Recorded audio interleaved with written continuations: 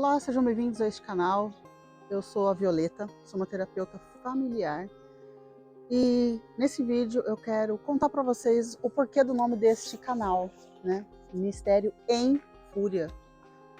Até porque nós vivemos numa sociedade hoje onde palavras como fúria ou palavras com um teor mais denso, mais forte, elas são rejeitadas. Então, antes da gente começar realmente o conteúdo do vídeo, vamos fazer alguns alinhamentos. Eu sou uma terapeuta e esse canal ele é direcionado para um público específico. Pastores, lideranças eclesiásticas, pessoas que são crentes há muito tempo, filho de pastores. Você que é crente desde que nasceu, esse canal é um canal feito para você, tá? Então, se você é novo convertido, se você não é crente, se você não é evangélico, se você não é cristão, talvez este não seja o seu lugar, porque os assuntos que nós abordaremos aqui neste canal sempre serão relacionados a ministério, direção de igreja, vida pastoral e etc. Tá bom? Alinhamentos feitos, então vamos lá. Em primeiro lugar, a gente precisa saber o que significa a palavra fúria. E buscando lá no dicionário, fúria, exaltação violenta de ânimo, ira, raiva, entusiasmo, fervor, ímpeto.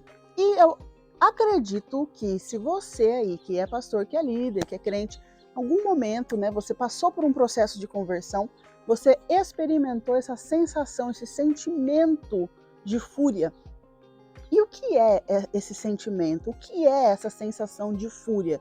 Porque você estava vivendo numa vida, indo para um lugar onde você acreditava que aquilo era a melhor forma, onde aquilo era a verdade, talvez absoluta, e você se encontra agora com o evangelho, que são as boas novas, e você experimenta uma fúria do tipo, por que ninguém nunca me disse isso antes? Por que ninguém me ofereceu isso antes? Ou por que eu não acreditei nisso antes? E aí nasce um negócio dentro de você, uma força que te move a querer contar essas boas novas para outras pessoas. Inclusive, eu creio que o próprio ID em si, ele é nutrido de uma certa dose de fúria. O que é o ID? ID por todo mundo, pregar o evangelho a toda criatura. Tá? Você precisa dessa fúria para que a sua vida funcione. Tá? O próprio Jesus, quando ele chega no templo e ele vê que o pátio do templo estava lotado de mercadores, o que ele faz? Ele chega com uma ordem de despejo, ou com um documento, ou com educação. Vocês, por obséquio, poderia, por favor, retirar as suas barracas e instrumentos? Não, ele não fez isso. Ele deu porrada, tiro e bomba. Ele chegou quebrando tudo. Por quê? Porque ele estava movido pela fúria. E quando a gente ouve a palavra ministério e ouve a palavra fúria, talvez possa parecer que esses dois conceitos não se cruzam, que eles não se casam. Só que eu confesso para vocês que eu fiquei um tempão tentando achar um nome melhor, um nome mais fofinho, um nome mais palatável, um nomezinho mais floquinho de neve, mas eu não achei. Em junho de 2021, eu fiz uma lista de todas as pessoas da minha família que eu tinha o contato e eu criei um mini curso para essa galera. Por quê? Porque você aí que é pastor, você que é líder, você está no ministério, nós temos uma palavra, o evangelho ele é uma palavra de boa nova que a gente leva para o mundo. Só que às vezes essa palavra ela parece incoerente. Então você como líder, você como pastor, você diz de boca cheia que Deus é bom. E aí eu pergunto para você, se Deus é bom, por que tem guerra no mundo? Deus é justiça. Espera aí, se Deus é justiça, por que crianças são abusadas? Ah, porque Deus é a minha paz. Se Deus é a sua paz, por que você pode passar por um processo depressivo ou por ansiedade?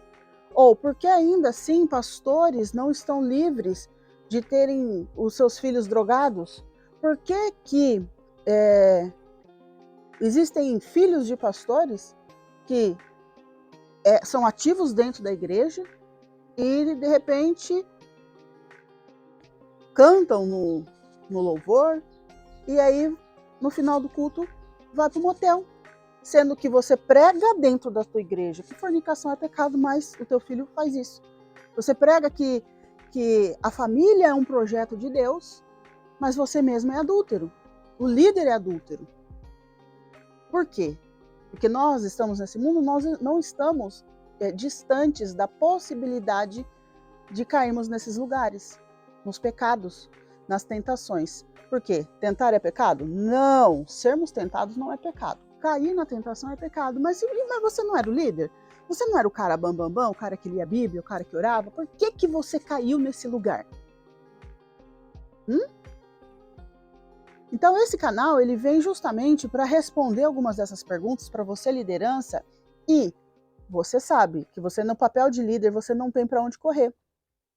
Algumas denominações ou de repente algumas lideranças de denominações, quando um pastor, quando um líder ele tropeça, ele cai ou ele comete algum deslize na igreja local, infelizmente nós temos ainda hoje algumas regrinhas que a gente faz o quê?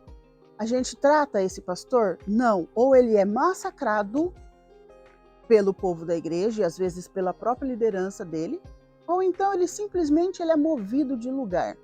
Então tira o cara é pedófilo, o líder, o pastor ele é pedófilo, tira o líder daqui, a gente coloca ali, ó, na outra região, no outro estado, a gente coloca ele na outra cidade. Lá ninguém conhece a vida dele, né? Lá ninguém sabe da vida dele. Errado? Ou então, às vezes o pastor ele comete um erro até que, vamos dizer assim, pequeno, e ele é massacrado pela eclésia, pelo povo que estava ali, que ele liderava. E alguns desses pastores não é difícil encontrarmos mendigos que se diziam pastores, eles foram homens que foram extremamente usados por Deus durante um tempo, mas por causa de um deslize ou por causa, às vezes, de uma mentira, você provavelmente, se você colocar aí na internet, você vai achar alguns casos assim. E aí eu pergunto para você, quem é que socorre você, pastor? Quem é que socorre você, líder? Quem é que te ajuda? Quem é que está do seu lado quando o teu filho sai do armário? Por quê? Não é pela questão do seu filho ser ou não ser homossexual, mas a questão é o julgamento que os membros vão fazer a respeito da sua educação. É a respeito de, você não é um homem de Deus? Você não falava que isso era pecado? E por que o seu filho é assim? E aí você fica com cara de tacho e não sabe responder, não sabe de onde isso veio, não sabe como lidar com isso. E muitas vezes essa liderança, esses pastores, por não terem esse respaldo, ou por não terem algum conhecimento, por não terem um cuidado das emoções dele, o que ele faz? Ele vai se afastando, se afastando, se afastando, se afastando, até que chega um ponto onde ele está totalmente sozinho e às vezes até cai da fé. Então, eu hoje quero trazer para vocês, através dos vídeos deste canal, conhecimentos onde você vai conseguir não só entender a si mesmo. Aliás, o convite inicial desse canal não é você pegar o que você aprende aqui e já logo falar, ó, a irmã Terezinha, ela tá passando por esse problema.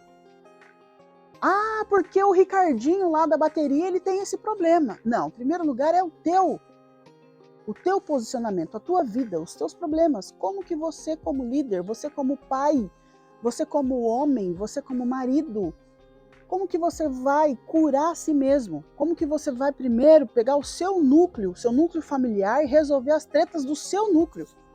Porque muitas vezes você como pastor, você como líder, você é impelido, ou seja, você é convidado ou impulsionado. Não é nem isso, é a sua obrigação você cuidar de todo mundo.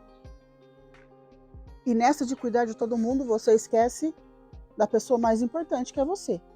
E esquece das pessoas mais importantes que foram dadas na tua mão pela posição que você está. Seja você pastora ou pastor, em primeiro lugar você cuida de você, cuida da sua saúde. Então às vezes temos pastores aqui que eles são excelentes em estudos bíblicos. Eles são ótimos em jejuar 2, 3, 21, 40 dias. Mas ele é péssimo em cuidar de si mesmo. Tá triste, tá depressivo, e aí isso começa a criar uma reação em cadeia. O seu estado emocional e mental muitas vezes acaba desencadeando uma sequência de fatos, primeiro no seu núcleo familiar, e vai respingar ou vai permear na tua eclésia. E aí aquela igreja onde tem um pessoal difícil de lidar, onde tem uma liderança rebelde, onde tem pessoas, né, que mais atrapalham do que ajudam, e aí você fala, meu Deus, como é difícil liderar pessoas, Senhor. E sabe qual que é a parte mais chata? Não, a parte mais triste de tudo isso? Muitas vezes você passa por todos esses perrengues e atribuem esses perrengues à vontade de Deus. Ah, mas é Deus que quis assim. Ou pior, é o diabo. O diabo está se levantando contra mim. Aí quando você vai pegar certas regrinhas de vida, certos princípios de vida, você não está correspondendo, você não está dentro desses princípios, você não está cumprindo os princípios. Então, na verdade, não é Deus nem é o diabo. São as escolhas que você fez de forma errada e está colhendo o fruto. Só isso. Entendeu? E aí a pergunta é, quando é que eu sei? Quando eu divido o que é vontade de Deus e o que é minha escolha? Este aqui é o lugar para você. Violeta, você é uma arrogante. Prazer, Violeta, arrogante, eu sou pior do que você imagina. Só que eu garanto para você que aqui você vai ser chacoalhado, você vai ser torcido. Eu vou colocar em xeque algumas crenças suas, às vezes. Só que isso é para melhorar. Isso é para você começar a olhar um olhar um pouquinho mais crítico para dentro de si. E a primeira pessoa, o objetivo e o objeto desse canal é você, pastor. Não é a tua igreja, não. Se você tá achando que eu vou vir aqui, vou sentar, vou ler Bíblia com vocês, hora ou outra, obviamente, nós vamos citar passagens, exemplos, até porque nossa vida sempre é pautada pela palavra. Porém, o foco aqui é você. O foco é a tua saúde emocional, é a tua saúde mental. É para onde você corre quando não tem ninguém para te socorrer. Então, vejo você no nosso próximo vídeo, dá o like, se inscreve, compartilha esse conteúdo com outro pastor, pastores que estão precisando, liderança que está precisando, tá? Não é porque você é líder, não é porque você é pastor, não é porque você é da igreja, não é porque você é de Jesus que você não tem problemas. Sim, nós teremos problemas, no mundo teremos aflições, mas estamos aqui e eu tô aqui para te ajudar. Te espero no nosso próximo vídeo.